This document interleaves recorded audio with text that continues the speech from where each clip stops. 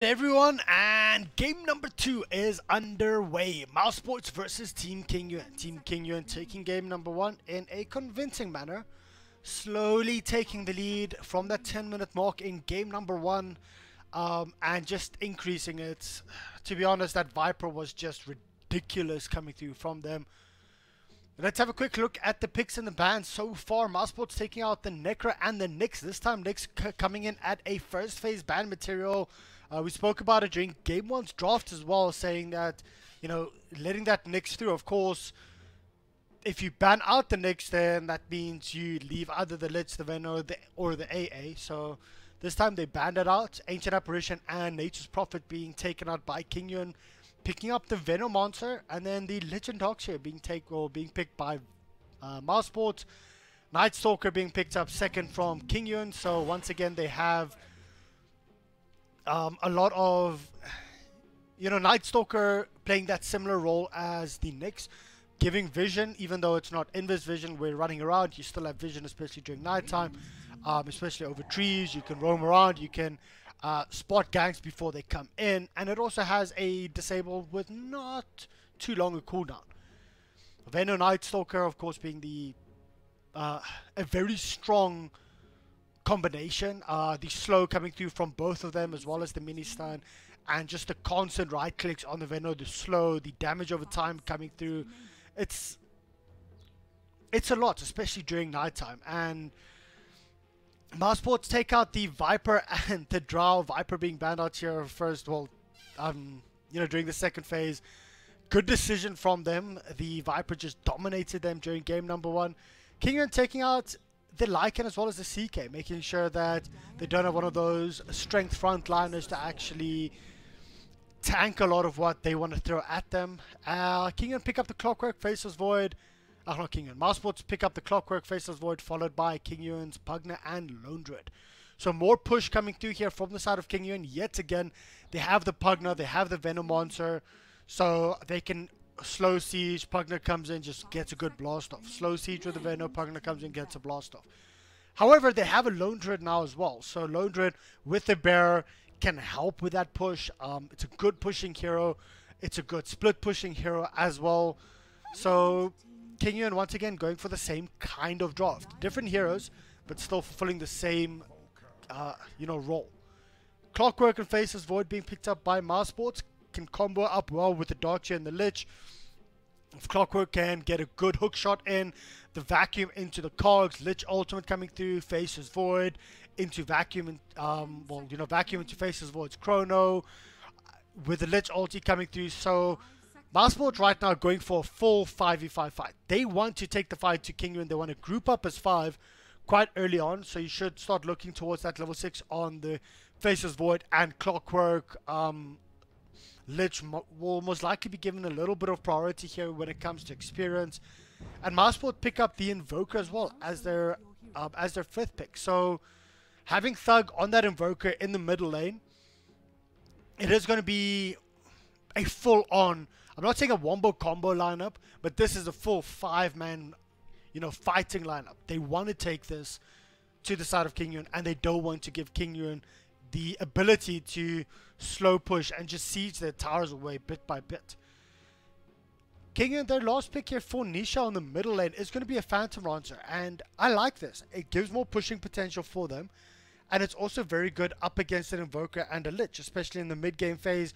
Once you have your Diff Blade up, Blink if you want to go for that as well, you can jump in and you can drain the likes of Invoker's mana or Lich's mana before they honestly get to cast 1 or 2 spells.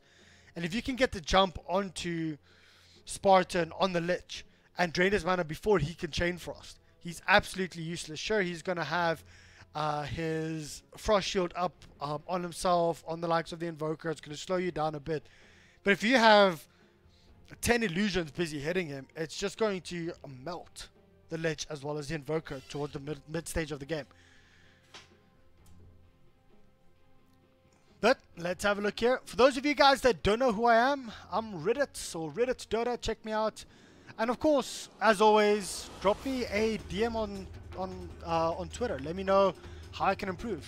I'm always open to constructive criticism and You guys on Twitch, you guys have been amazing. Thanks so much for the support so far. And big shout out to Beyond the Summit for letting me cast these games. But let's jump straight into this game. They did actually scout out a little bit of the rotation here from Kinguin. The Sunstrike coming through from Mousesports. Kakor on the Pugna. Once again, if I do mispronounce your name, I do apologize. Al Lisas.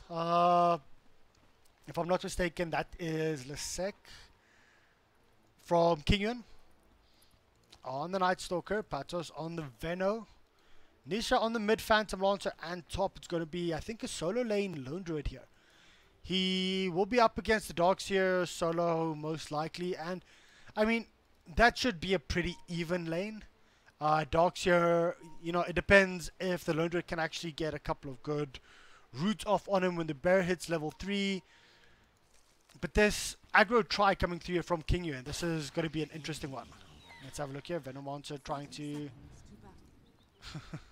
the banana. I thought that was actually like a plague ward being dropped there. But nope.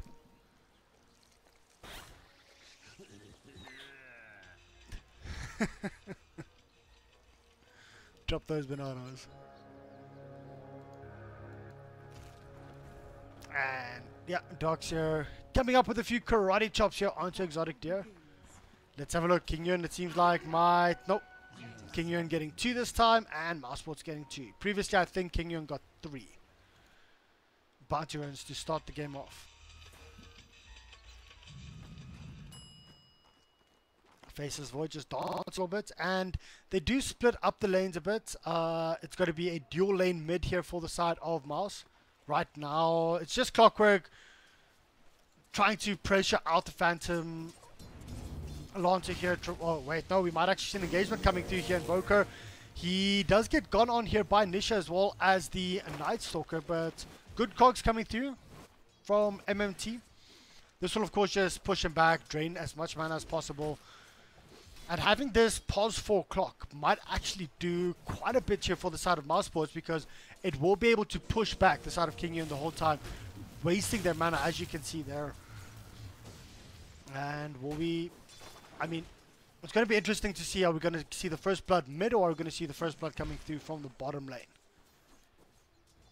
Let's have a look. The courier, oh, trying to catch the courier out, and Nisha, he's just busy farming up the cogs. Or trying to farm up the cogs. And that's it. Night Stalker busy moving towards the bottom lane now. He's like, okay, well, Nisha, you should be okay on that mid lane alone. And they pulled the creeps, or the creeps were pulled.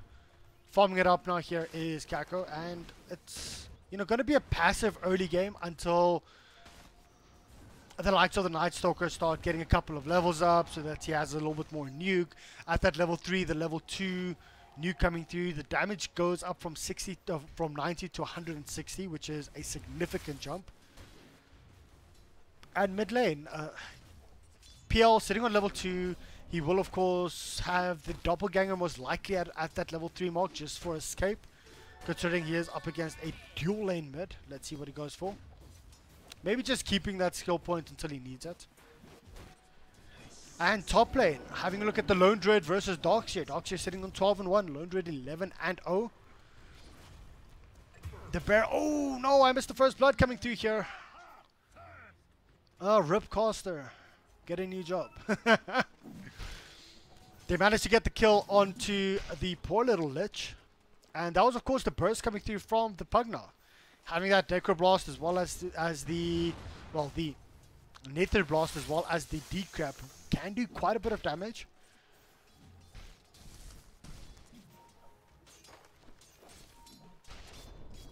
And I see some of you guys asking, am I from South Africa? Yes, I am. All the way sitting in South Africa right now. I will be moving to the US soon, but yes, I'm South Africa. Let's just focus on the game right now. Nisha currently sitting on 18 and 5 versus Invoker's 14 and 2. Nisha's starting to get out a slow lead, having the level advantage as well as the XP advantage on the middle lane. Top lane though, we do see an engagement coming through here. The Night Stalker tried to go in onto the Darkseer. Unfortunately, there is no bear up just yet, so no roots. Only level 2 bear, no level 3. And good rotation coming through here from the Night Stalker, making sure that they don't dive any further. Nisha, however, going in onto Thug, just trying to harass him out of the lane a little bit. He did go for that point in Doppelganger, and at that level 5 mark, we might see 3 levels up in Spirit Lance, and that might just be the call to kill the Invoker, and we might just see the Night Stalker roaming mid, wrapping around, and that should be an easy kill for them if they do have vision on him. However, Darkseer, Darkseer trying to come in to snatch the bounty rune, but Night Stalker gets it. Let's just have a look at how the lanes have been going here for both of the teams. The early net worth lead is going in favor of Kinguin, sitting around 1,000 net worth already at the 4-minute mark. And the big thing here, though, is this Darkseer. Darkseer was in a bit of trouble, but not that much. And let's see, the pings were coming through. Night Stalker has moved in towards the middle lane. Still sitting on level 2, hoping for that level 3 up. There you go. Does have that level 2 in Void that we spoke about earlier. So 160 burst damage. But I think they scouted this out, of course, with this ward over here. Yep. They can see the Night Stalker there. And I doubt that Invoker will actually move in closer, because if he does, he'll die. As simple as that. A big stack coming through here for the side of mouz, trying to pull it up. Is this just to pull the rest of the creeps? Why? Yeah, not quite sure why you're pulling it at that point. But 2 levels up here in Necro, well, in the Blast, as well as a single level in Decrep, means Radara has to be careful. Sure, he does have Time Walk, but if he uses it at the wrong time, he will get burst down very quickly. And we do see a wraparound here from the Night Stalker, trying to focus here on the Courier. Will he be able to get the Courier snipe, the Courier kill? Courier kill coming through here. 1 hit needed. 2 hits. Oh, he doesn't get it. Denied. And a little bit more passive start here. Like I said, in game number 2, not a lot of kills happening. Only the one early on. But the side of Kinguin, looking at the net worth, the top 2 currently, come on, just as I said that, they get a kill here on the Lich, and I'll be focusing on the bottom lane the whole time, and then they finally get the kill, just as I look away. Top 2 net worth currently in favor of Kinguin, being up here are Nisha on the Phantom Lancer, doing quite a bit of harassment, you know, putting quite a bit of harassment here onto the Invoker as well. And then the Lone Druid, even the Lone Druid's been harassed out quite a bit on the top lane, he's still sitting second in regards to net worth. And here comes Clockwork, wanting to, not catching out the Lone Druid in the cogs, but still good effort. Faceless Void, they do not have anything to burst him down, so they'll just continue on pushing here on the bottom lane, middle lane. Nisha also taking the first tower here, and now he wants to turn around onto Thug. Thug might be in a bit of trouble. Of course, he does get the cold snap off, gets purged off. Will they be able to get the kill onto Nisha? Unfortunately not. Thug is safe. He's okay. Nisha backs off as well. And now it's the second tier 1 tower. Kinguin busy pressuring this out. The slow siege from the Venom as well as the wards, and just a constant blast coming through from the Pug now means this tower is not going to survive much longer. They did use the glyph as well, so after this just seems to be a repeat from, you know, what happened in game number 1. Kinguin, they don't have their level 6s yet, and Kinguin Mousesports don't have their level 6s yet up on the Lich, still sitting on level 4. Level 5 up on the Faceless Void. Darkseer, of course, does have 6, but Clockwork doesn't have 6 just yet. Oh, Madara just used his Time Walk. Can they actually get the kill here onto him? He does not have anything. He's just giving up on life, it seems. And there you go. He drops. Another one to turn around. Will they be able to get the kill on Lich? The slow is there. Can they actually do anything further from this?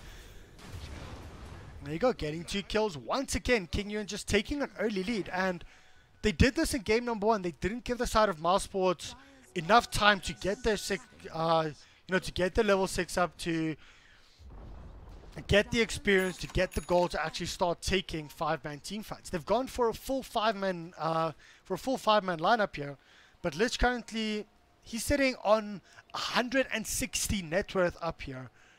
And that's just because he's being forced to buy everything, being forced to buy all the wards, the smokes, the sentries, everything. And it hurts him. It really does. He doesn't have that 6-up just yet, so he can't really do much in the team fight. And currently, once again, Nisha sitting on 3,900 net worth, and the closest person to him in the opposing team is the Dogs here, which is only around 500 below him, but still, it's a significant amount. So, Nisha being pinged out right now. There's a smoke movement coming up for the side of mouz. Can they get the kill onto the Phantom Lancer? Phantom Lancer, well, his spidey senses is tingling. He backs off and just farms up in his jungle, and they might just give a little bit of experience here for the Night Stalker. Night Stalker has to be careful that he doesn't get trapped around here. There is a Chronosphere up, so there you go. There's the jump. Chrono in onto the Night Stalker. Are we going to see any kind of TPs coming in?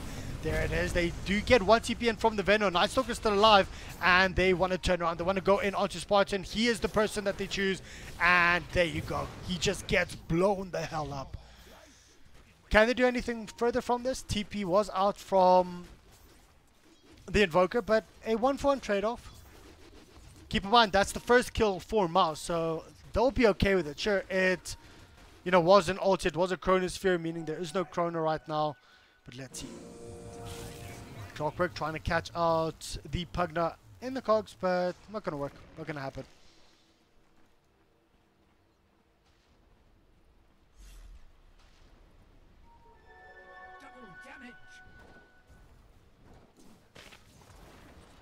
Let's quickly focus on the net worth. Currently sitting on around the 4,000, 5,000 mark in favor of Kinguin at 10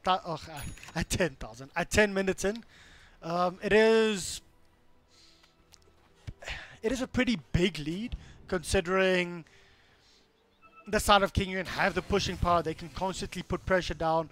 mouz was doing well to actually keep the experience lead. However, as soon as Kinguin took that back, this is once again that 10-minute mark. This is the mark where Kinguin managed to just start snowballing in game number 1. Can mousesports actually stop this from happening? Can they stop it right now?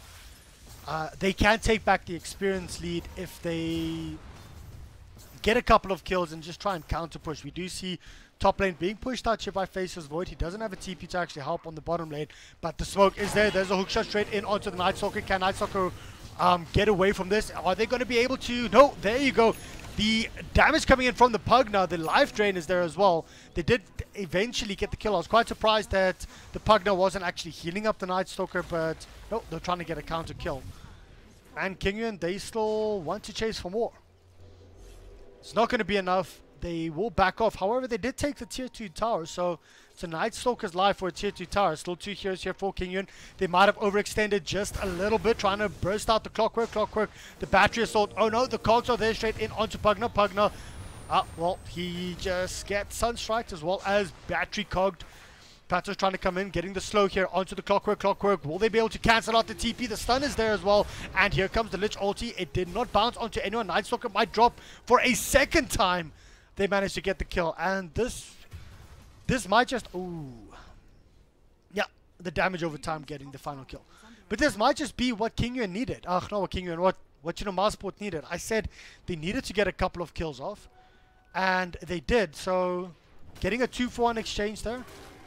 There's the fight recap. Having a look at the experience, 1,000 roughly swinging in favor of mousesports. So even though they're behind in regards with net worth, if they can at least keep up the experience, or get the experience in their favor, they will still be in this game. And having that level 7 up on Lich, keep in mind, like 2 minutes ago he was only level 4. Getting those kills, getting that level 6 up, getting the chain frost up is going to help them out significantly. Especially considering everyone has their 6s up now, everyone has their ultis up. Of course, there's no ulti up on the dog shit just yet. We'll most likely only get this at around level 10, level 11. It's a good start. Well, it's a good start of a comeback for the side of mousesports. But let's have a look. Will the silence be there onto the Faceless Void? There's the silence, the burst damage coming through. And he just gets whacked by the Phantom Lancer. By the little... I don't know. He's not like a mouse, but he has like a mouse kind of ratty-ish face. Considering he is a rat. Yeah. And Lone Dread, he's just been farming up by himself here on the towards the top, building up towards that Radiance. Does have a Hand of Midas up. We'll be able to pick up his relic. Oh, yeah. Darkseer scouts him out. Slow reactions from the Darkseer there. And there you go.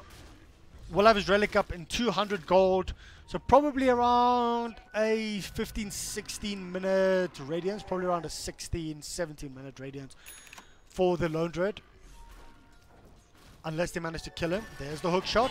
Does man manage to hit up onto the Lone Dread. Lone Dread is in his big form, but the Sunstrike I don't think actually hit. Now they want to go in. The vacuum is there. Lone Dread is still alive. Now they want to turn around. They want to get a kill here onto Clockwork. Unfortunately, Clockwork, or they don't have any further stuns to actually do anything about that. And the Lone Dread does drop finally. Very well played coming through here from Mousesports. Getting around 1,000 gold swing in their favor. And getting that pick off just puts the side of Kinguin a little bit further in regards with their early lead. Good hook shot, good wraparound in here for the Clockwork, and having the Clockwork just hook in, getting the cogs off, getting the Sunstrike. I think the Sunstrike might have actually missed there. I'm not quite sure.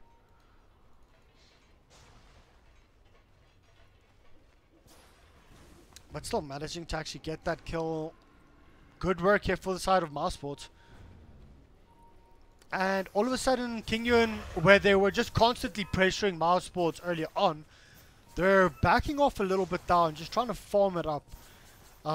Versus how they were playing in the first 10 minutes. They were constantly being aggro up against Mousesports, doing what they wanted, trying to force Mousesports into positioning where, you know, they were getting caught out. And now Mousesports are, you know, making a comeback slowly but surely. And here comes a good Chronosphere onto Tune. The Lich ultimate does not bounce between all of them, but still, this might just be two heroes dropping. Nisha doing quite a bit of damage here onto MNT. Will he actually be able to get the kill? He is being healed up. Nisha has to get out of this, and Kinguin might have just bitten off more than they could chew. Will they be able to get anything more from this? The slow is there onto Madara. The counter engage, not going to be there. They'll just back off. Kinguin trying to fight you on the high ground. I'm not quite sure if that was the best decision from Nisha, as well as the Night Stalker fighting on top of a shrine as well. And it's only two heroes when you don't have vision on anyone else. They do have a high ground ward, so they might have seen more people coming in. But let's have a look. I think they might just be waiting for the Radiance to actually come through. Before they decide to push up or move in further again. Bugner does have a full Veil of Discord up, building up once again towards that 4-star, just for mobility as well as to get away from the Faceless Void or the Clockwork if Clockwork hooks into anyone. But experience nearly back to 0 gold, dropping down to roughly around 3-4k in favor of, you know, Kinguin. So Mousesports trying to make a comeback, and they're looking strong. They're starting to group up. They're starting to play around their ultis, waiting for the ultis to be up. Then they move in, force Kinguin to overextend yet again. And I do like this. Mousesports looking like they can bring this game and, you know, force this to a game 3. Us as casters, I mean, you know. Oh, wait. Hookshot coming in. Straight onto Pugnup. Yeah, this isn't even going to be funny. Pugnup's just going to evaporate. And the nice thing about casting games like this is you can always root for the team or the underdogs, the team that lost game 1, because you always won a game 3. So let's see if Mousesports can take this. Let's see if Mousesports can force us to a game 3. I know a lot of the guys on Twitch chat were hoping for that, so let's see what they can do. Nisha, is he moving in towards top? He is alone though, so he has to be careful. And we saw them trying to move in onto Rosh, but then just backing off as soon as the Pugner died on the top lane. And let's have a look. Where's the Lone Druid? There's the Radiance up.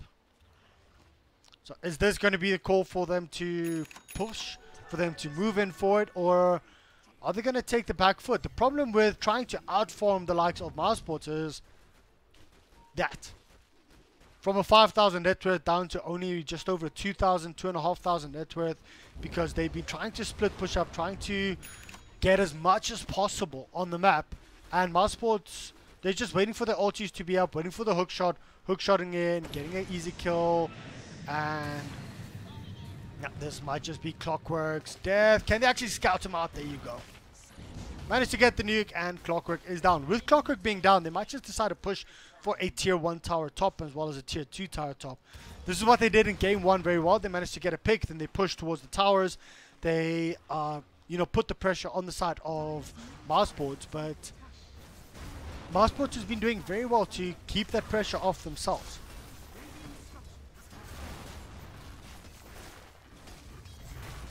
There you go. Tier 2 tower has fallen. And let's see if they're going to continue on pushing. Of course, they do have a Pugner, they have a Veno, so it can just drop down a couple of voids. They have a pipe. This is, I mean, they can take a 5-man fight if they want. They just should not get caught out by the Faceless Void. We saw in game number 1 how they were always spread out around one singular person, making sure that even if Faceless Void came in, he would only be able to chrono 2 as a max. And there's the hook shot in onto Veno. Veno does not have a force stop up just yet. Veno might be in a bit of trouble. They do get a good vac to 4 heroes as well as a wall. This is very problematic for the side of Kinguin. 1 hero is already down. Veno as well as the Pug now. They want to get a kill. They might be able to get a kill. Well, a counter kill onto Madara. Very well played from them. And now the counter engages there. They managed to pick off the Clockwork. And what started off as a perfect initiation coming in from mousesports, getting a vacuum wall onto 4 heroes as well as a chronosphere. The damage was just a bit lacking. They didn't have the Lich ultimate to actually follow up from that. They only had the Invoker, and I didn't see a lot of spells being basically happening from there. I did not think that engagement would happen like that, so I got a bit tongue-tied there at the exact moment. So a lot of you guys, I'm going to be keeping an eye on Twitch chat. Going to be saying Ripcaster. Going to be enjoying that as always. I love you guys. But yeah, well played from the side of mousesports. However, Kinguin just, I think, got the better of that trade. They managed to get the tier 2 tower top as well. Getting 2 heroes followed up from that. Venomonster did manage to use the poison over, so that's probably why they managed to do quite a bit of damage, as well as the Pugner Blast coming through. And the problem is, this Phantom Lancer is starting to get quite strong. Does have a diff blade up, and yeah, this is just, there you go. We spoke about this during the draft. If Phantom Lancer jumps onto the Lich is not going to stand a chance. The Lich is just going to evaporate. That's exactly what's happening right now. So the Rocket Flare actually came through, scouted this out. Are we going to see the bear or someone just blocking the hook shot coming through? But, yep. Clockwork scouting out. There is actually no hook shot on the Clockwork right now. So, going to be a free Aegis or free rush from the side of Kinguin. And there's a force stop. He's going to try and force steal this, force cards into it. Nope. And he doesn't have hookshot either. So Nisha getting that Aegis up means we might just see Kinguin playing a lot more aggressively right now. Lich does not have ulti. Try to use his Chain Frost as well onto the Phantom Lancer that was busy chasing him on the middle lane. Faceless Void does have his Chrono up. He is busy TPing all the way back to base, and let's see if they can get a kill onto Nisha. I doubt they'll be able to. They'll have to kill him twice, which is not really possible. And now Kinguin, they're just going to split this up. Take tier 2 middle. Meanwhile, top is, well, Nisha, he's TPing in mid. They want to go for high ground here. They've taken all tier 2 towers, all outer towers on the map, and here's the blast. There is no cliff up for the side of mousesports. However, they do have a Chrono. Nisha comes straight in onto Madara, forcing him to back off yet again. And look at the amount of damage that just the illusions do onto this Lich. poor little, you know, Lich, Phantom Lancer Illusion is just completely destroying him, forcing out an early glyph. That's a tier 3 tower down for Kinguin, and there's a hook shot coming in. Does push up the Pugna, and a Chain Frost coming through. Does go onto 2 heroes, and the lags are real, boys. What's happening here? Chain Frost coming through. I actually don't know exactly what's going on. I just see a Chain Frost still happening. The Lich has dropped, and all I see is more people dropping here for the side of Mousesports. Could not cast that due to the lags. Keep in mind, that's not the stream lagging. That was the game lagging. The server lagging for some or other reason. No drop frames on the stream, so just server things coming through. Nisha, what's Nisha's score currently sitting on? Only 2, 1, and 5. Now he wants to go in onto the Faceless Void. Faceless Void still has Chrono. Is Faceless Void just going to jump in? Who's he actually going to target? Nisha's turning in onto the Invoker. Invoker trying to do as much as possible, but then he just goes Invis. He manages to get out. The Chronosphere is there onto 2 heroes. However, the Void has dropped now as well. Couple of buybacks coming through here. Pugna buying back from Kinguin as well as Dogs here from Mouse. Thug, he does not have any mana. Thug is going to be the next person to fall, and Nisha getting that double kill. He wants to go in for more. That will be the second lane of racks here. And Kinguin just looking very strong here. If they take this, yeah, there's the GG well played coming in from Mouse. So Kinguin taking this game or this series 2-0. Well played to them, and with this we will see Kinguin facing up against, who is it? I think it is Hellraisers, if I'm not mistaken.